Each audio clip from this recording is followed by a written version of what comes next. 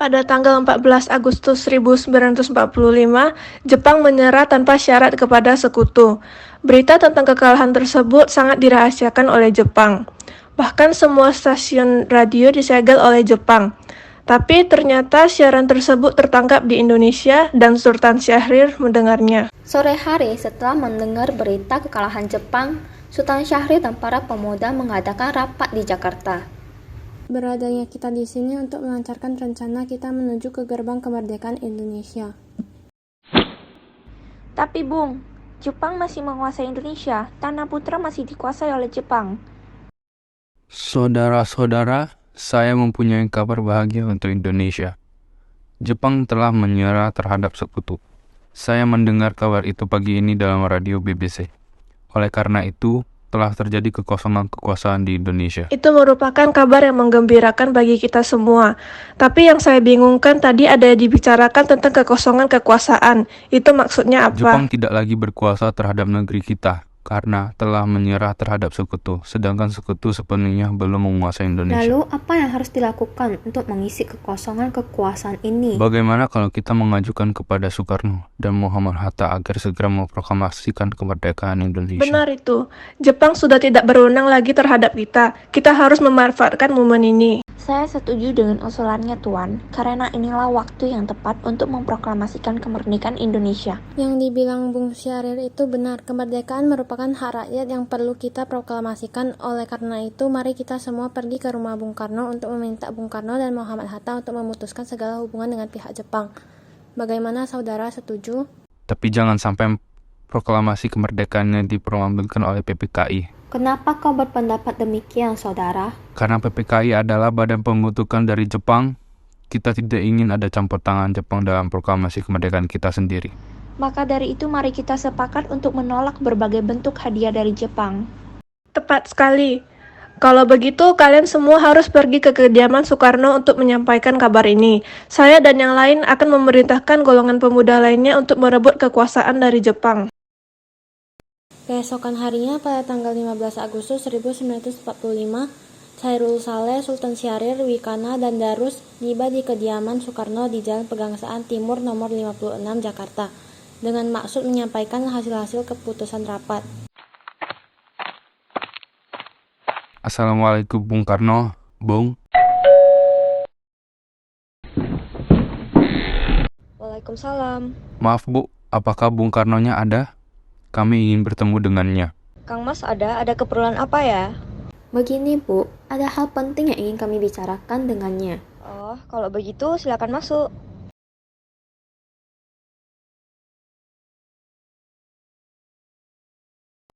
Kang Mas, ada yang datang mencari.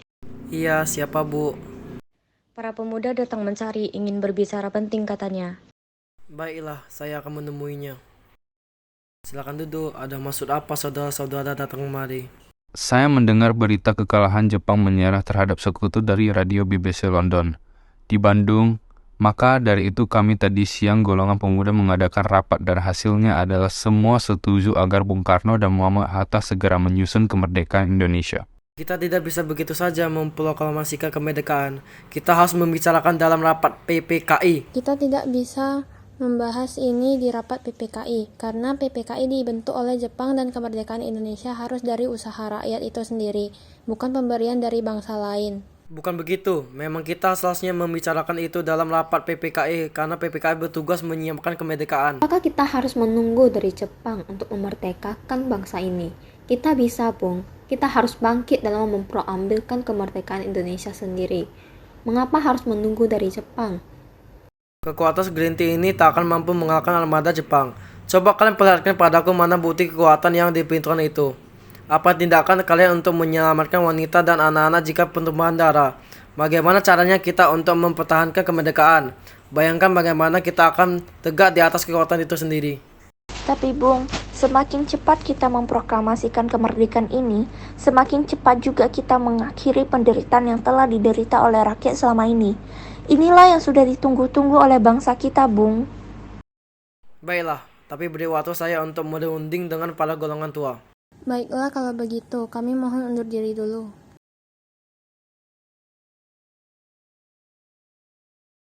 Karena masing-masing mempertahankan pendapatnya, keempat orang golongan muda tersebut berpamitan kepada Bung Karno. Mereka bergegas meninggalkan kediaman Bung Karno dengan wajah kesal. Kemudian, Soekarno meminta para golongan tua untuk datang ke kediamannya dan membicarakan permasalahan tersebut. Bagaimana ini? Para pemuda menuntut untuk segera memproklamasikan kemerdekaan. Tapi kita tidak boleh gegabah, Bung. Kita butuh waktu untuk mempersiapkan semuanya dengan matang agar tidak terjadi sesuatu yang tidak diinginkan. Saya setuju. Menurut saya yang terpenting sekarang adalah menghadapi sekutu yang hendak kembali berkuasa di negeri ini. Selain itu, masalah kemerdekaan yang akan dilaksanakan dalam sidang PPKI tanggal 18 Agustus mendatang. Gimana, Bung? Baiklah, lagi pula mereka juga masih muda, cara berpikir mereka masih pendek. Kita harus melihat masa depan agar kita bisa mempersiapkan dengan matang. Kalau tidak, bagaimana jika semuanya berantakan?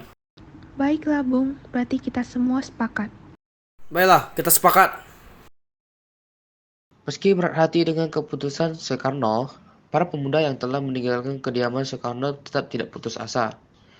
Mereka pun menyusun strategi bagaimana membujuk Soekarno dan Muhammad Hatta untuk memproklamasikan kemerdekaan sesegera mungkin. Akhirnya mereka memutuskan untuk mengasingkan kedua tokoh tersebut ke Rengas Dengklok agar terhindar dari pengaruh Jepang di Jakarta. Selesailah perundingan di Rengas Dengklok. Semua anggota golongan tua maupun muda kembali ke Jakarta untuk membahas lanjut rencana proklamasi kemerdekaan tanggal 17 Agustus 1945. Bagaimana dengan penandatanganan naskah ini? Menurut saya, naskah proklamasi sebaiknya jangan ditandatangani oleh anggota PPKI, karena PPKI adalah buatan Jepang. Kita sudah sepakat tadi akan melaksanakan proklamasi tanpa campur tangan Jepang. Adakah dari kalian punya pendapat untuk menyelesaikan masalah ini? Bagaimana jika naskah ini ditandatangani oleh para hadirin yang datang saat ini, seperti Amerika menandatangani eks-deklarasi mereka? Jangan! Kita tidak boleh mengikuti bangsa lain. Kita harus berbeda dari bangsa lain, Bung. Lalu bagaimana Bung Karno? Karena ini semua berkat jasa Indonesia, berarti atas nama bangsa Indonesia. Iya, saya setuju dan saya juga punya usul. Bagaimana jika yang menandatangani naskah ini adalah Anda dan Bung Hatta sebagai wakil dari bangsa Indonesia? Bagaimana? Sudah bagus. Bagaimana hadirin? Setuju. Setelah usai perundingan, Soekarno pulang dan disambut oleh istri tercinta. Alhamdulillah, semua berjalan dengan lancar. Terima kasih, Bu, telah menemani saya di masa-masa yang sulit ini. Ya, terima kasih kepada Gusti Allah yang telah memberikan kita jalan untuk memproklamasikan kemerdekaan bangsa kita. Oh ya, apakah kalian sudah merencanakan bagaimana proklamasi besok akan berlangsung? Kita akan melaksanakan upacara bendera yang diiringi lagu Indonesia Raya, karya Bung Supratman. Oh ya, bukannya kita belum ada bendera. Lantas bagaimana? Ya ampun, Bapak lupa. Bagaimana kalau Ibu saja yang menjahitkan benderanya? Tapi Ibu tidak ada kainnya, Pak. Yang ada hanya merah dan putih, apa tidak apa-apa? Tentu saja, kalau begitu buatlah bendera dengan sederhana, yang penting kita ada niat. Baiklah, Pak. Ibu punya ide. Kita namakan saja benderanya Sasangka Merah Putih. Bagaimana? Baiklah, kita namakan Sasangka Merah Putih. Ya udah, Bapak bersiap sana untuk mempersiapkan proklamasi besok. Baiklah. Indonesia tanah air beta, pusaka abadi nan jaya. Indonesia sejak dulu kala tetap dipuja-puja bangsa. Di sana tempat lahir beta, dibuai dibesarkan bunda,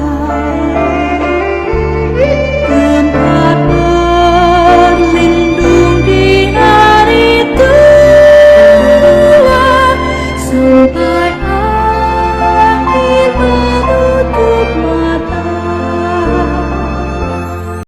Saya telah minta saudara-saudara hadir di sini untuk menyaksikan satu peristiwa penting dalam sejarah kita. Berpuluh-puluh tahun kita bangsa Indonesia telah berjuang untuk kemerdekaan tanah air kita. Bahkan beratus-ratus tahun. Gelombangnya aksi kita untuk mencapai kemerdekaan kita untuk ada naiknya dan turunannya. Tetapi jiwa kita tetap menuju cita-cita. Juga di zaman Jepang, usaha kita untuk mencapai kemerdekaan nasional tidak berhenti.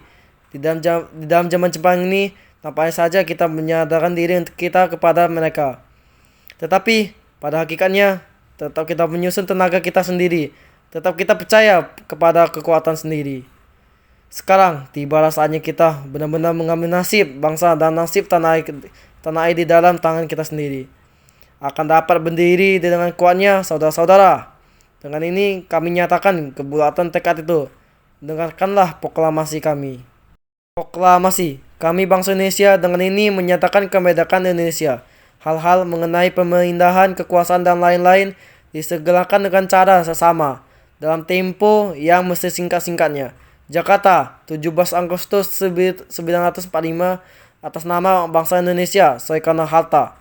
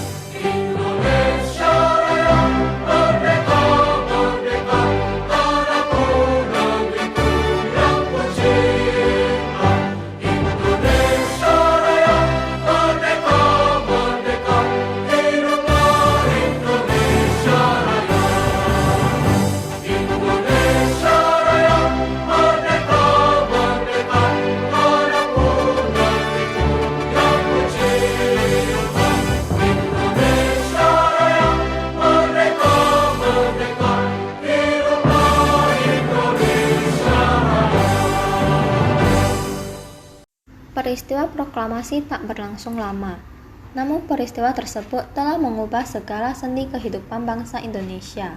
Peristiwa proklamasi kemerdekaan telah menjadi momentum puncak kemerdekaan bangsa Indonesia. Lika-liku permasalahan berujung pada akhir yang manis. Perbedaan pendapat menyatu menjadi suatu kekuatan yang padu. Bangsa yang satu, Indonesia. Oleh karena itu, kita sebagai generasi penerus bangsa harus berprestasi dalam rangka mengisi kemerdekaan tersebut, bukan malah menodainya.